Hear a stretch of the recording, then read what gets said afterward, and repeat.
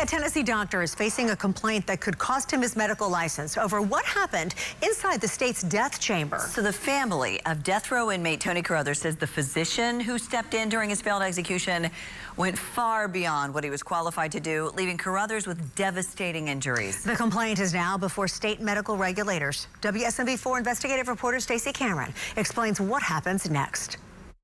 So this isn't a lawsuit. It's an administrative complaint filed with the Tennessee Department of Health's Office of Investigations, which oversees doctors and other licensed healthcare professionals. Now, Carruthers' sister, a doctor herself, filed the complaint asking the state to investigate whether Dr. Mark Fowler violated Tennessee's medical standards and professional ethics. The complaint centers on Fowler's role in Tennessee's failed execution of Carruthers in May.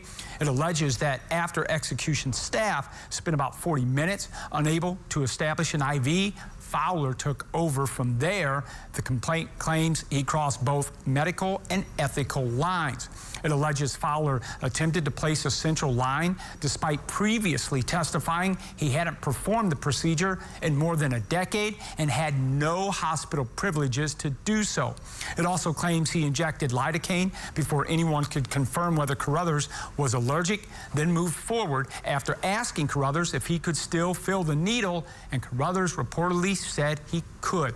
The complaint says Carruthers moaned in pain and pled during the repeated attempts before Governor Bill Lee halted the execution, and the family now claims Carruthers suffered a stroke, paralysis, and permanent cognitive injuries. Now, state health officials will decide whether those allegations warrant a formal investigation. If they do, the case could eventually lead to disciplinary charges against Fowler, meaning he could lose his medical license or have it suspended.